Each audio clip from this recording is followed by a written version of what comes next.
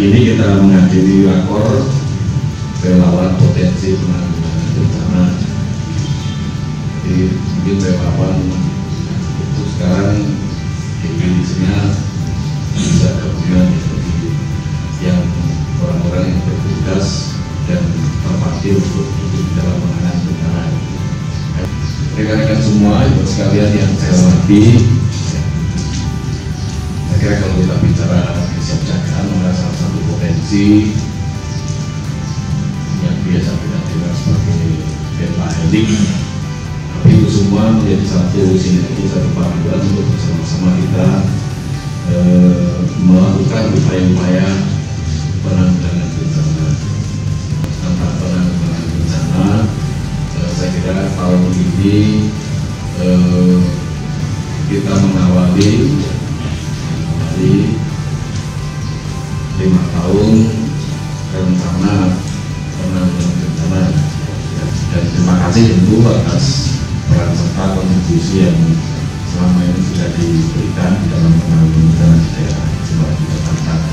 Tentu bersama kemitraan bahkan juga sinergi di dalam upaya penanganan berbagai kejadian. Tipikal sekali komponen kejadian bencana ada 4, nanti mungkin bisa dikoreksi bertambah juga. Yang pertama adalah bahaya atau ancaman. Jadi ketika munculnya bahaya ataupun munculnya ancaman, berarti ada potensi terjadinya bencana. Namun tidak hanya unsur itu, masih ada kemampuan masyarakat. Ketika ada bahaya maupun ada ancaman, namun kemampuan masyarakat bisa untuk menghadapi bahaya maupun ancaman tersebut, maka bencana bisa diminimalisir atau bahkan bisa dihilangkan. Kemudian ketika bahaya ancaman ada, namun kapasitas kemampuan masyarakatnya bisa untuk melakukan penanganan tersebut, namun lupa bahwa ada kerentanan. Contoh bahwa ada ibu-ibu yang sedang hamil, ada lansia, ada anak kecil, yang itu mungkin terlupa dalam pengawasan ketika tidak termonitor dengan teliti, dan ternyata lupa atau terlambat untuk evakuasi, akhirnya munculnya korban jiwa. Kemudian resiko bencana. Jadi faktor ini yang nanti akan menjadi kumparan berkaitan dengan kebencanaan. Ketika selalu bisa dihilangkan atau selalu bisa dieliminasi, maka potensi dampak kerusakan, dampak kerugian waktu korban jiwa bisa diproteksi atau akan dihilangkan. 4 prinsip itu: 1, bantuan dan perlindungan yang diberikan tidak membeda-bedakan agama, suku, bangsa, ras, dan pembedaannya. Jadi tidak boleh juga kita kalau bisa ngasih bantuan dari semuanya, wah ini kayaknya sekeyakinan dengan saya, agamanya cocok dengan saya, ini kayaknya sukunya juga sama dengan saya, yang lainnya kita abaikan. Itu enggak.